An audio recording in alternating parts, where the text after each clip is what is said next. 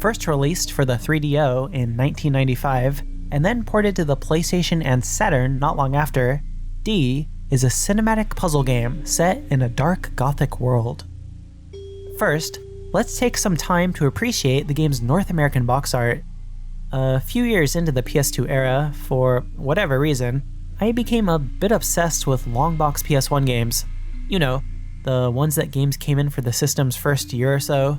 Something about D always stood out to me, and I had to look at it every time I went to my local game store.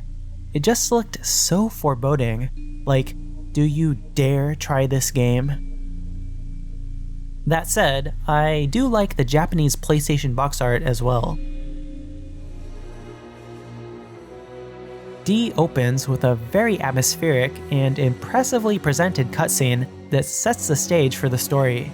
A famous doctor, Richter Harris, has seemingly gone insane and initiated a killing spree inside the very hospital he works at. In hopes of understanding why this is happening, his daughter, Laura, enters said hospital. Whether or not the police let her in as some sort of negotiation tactic, or she just wandered in, is unclear, but it seems to be the latter, which is kind of funny. Not long after entering, Laura stumbles upon a portal, which sends her into a castle of sorts. This is where the actual gameplay begins.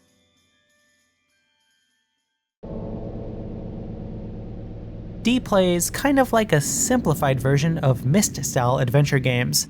Instead of moving a cursor around to select where you want to go or what to interact with, you simply press the direction you want to go, and in the case of the PlayStation version, press circle to interact with what's in front of you.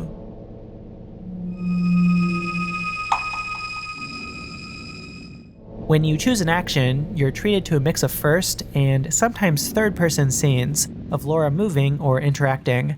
This may be enough to turn some players off of the game, as Laura moves very slowly. Laura is a silent protagonist, by the way, so other than scenes featuring her dad, the game really follows the show, don't tell storytelling philosophy. The first area, which consists of 2 floors, basically introduces you to the overall gameplay. You use clues in the environment to figure out what to do in other parts of the environment. For example, there's a piece of paper that, when submerged in a bowl that you came across earlier, gives you 2 numbers. These are the order that 2 drawers in another room must be opened in order to find a handle that you need to progress in another area. There's also a locked door towards the end of this section that has the number 78 above it. You'll probably realize that this number is related to a strange device in a separate room that has you starting and stopping a set of numbers. If you get the timing right and get it to display a 78, the door opens.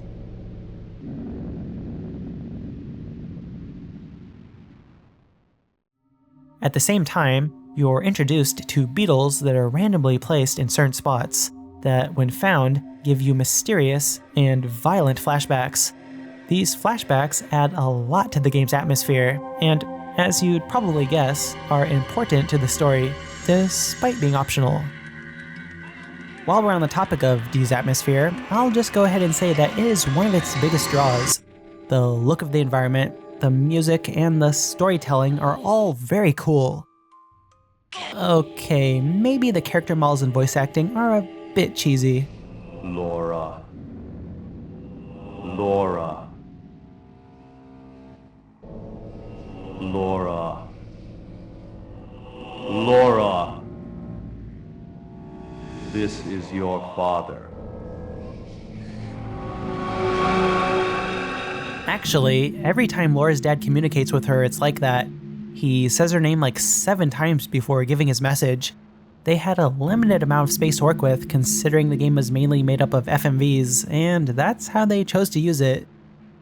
In fact, this game takes up a whole 3 discs. The door puzzle I brought up earlier was actually the end of the first disc. On 3DO and PlayStation at least, the Saturn version came on only 2, with the trade-off being that the visuals are presented in a noticeably lower quality.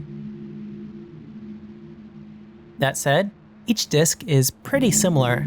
You enter a new area, solve its cryptic puzzles, and move on to the next. The second disc is definitely the longest, and maybe the most memorable. At one point, you're put in a rotating room with a door that randomly exits to a different area at the push of a button. One of these areas has you facing off with a knight in a very early version of a QuickTime event. If you fail, you don't die, but are dropped back to the bottom of a pit, after which you'll need to try again. The timing window for this part is very short, which makes it incredibly annoying. In fact, having the exit to the spinning room being random is maybe even more annoying. Of course, this time wasting is no doubt intentional, as you are actually on a timer as you play. If you can't get to the end in under 2 hours, you will get a bad ending. To add to this, there is no save option. D is a game that needs to be beaten in a single playthrough. Because of this, I'm guessing they didn't want you to get the good ending on your first try. It probably would have been preferable to having everyone beating the game right away and complaining. Still, it's one of its many aspects that show the game's age.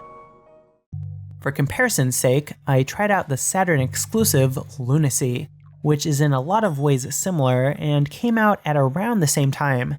You move and interact in a nearly identical fashion, and it has the same overall puzzle-solving gameplay. Some aspects of that game feel like an improvement. You can save whenever you like.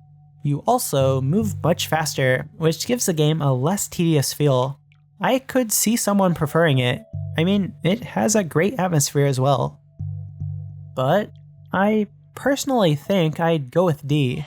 The surreal gothic tone really does it for me. Also, in this day and age, you can get around some of the tedium through save states. Anyway, as the game nears its conclusion, you do finally reach your dad, who gives you some pretty big reveals. For starters, those violent flashbacks, they were repressed memories of you killing and eating your own mom. Even if the depiction of the act itself is a bit tame by today's standards, this is pretty messed up and definitely wasn't something you saw a lot of in games in 1995, and even now really. This, it turns out, is related to the fact that your family is descendants of Dracula. D stands for Dracula. From this point, you get a choice. You can walk towards your dad, in which case, he eats you, leaving you with closing credits that consist of the sound of you being devoured. Pretty creepy. Or, the other thing you can do is whip out a pistol you used for an earlier puzzle and shoot the shit out of the good doctor.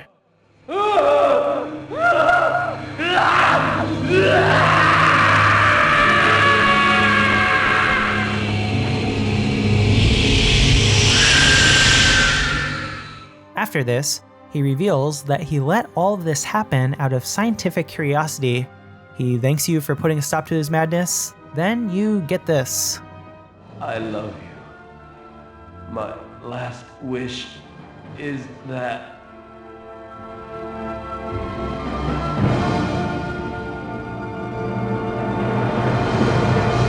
I don't know why I find that funny. Anyway, this time when the credits roll, you get a more typical triumphant score, accompanied with pictures of warped staff. That's one thing I can appreciate about them. In a time when a lot of publishers, especially Japanese ones, tried to hide who actually made the product you were playing, Warp went all out in giving their employees the appreciation they deserved. You're then given a screen letting you know how many of the flashback-inducing beetles you discovered, followed by a congratulatory note. That's D. So, I've seen some articles refer to this game as being unplayable by today's standards, and I don't know if I'd say that's true. Sure, you might get frustrated if you go in blind on an original copy on legit hardware and waste too much time and get the bad ending, or simply quit because you can't figure out what to do. But it isn't 1995 anymore. You don't need to play the game that way. Use save states, check guides. There are ways to make this game into a very approachable experience. The presentation alone makes it worth checking out. Not many console games from the era were this mature or dark. It has a very unique feel to it as well. The storyline and surreal castle setting are certainly original. Unlike the other two games in the series, which have obvious influences that I'll go into when we get to them, I really couldn't tell you one specific source that this game seems to be pulling from as a main stylistic influence. This was one of the more cinematic games you could play during the 32-bit generation, especially the early half. The music and slick editing do indeed hold up. Really, as far as FMV-centered games from the 90s go, this is one of the better ones you can play. Still, this was just a starting point that was meant to be built upon. And it certainly was with Warp's next game.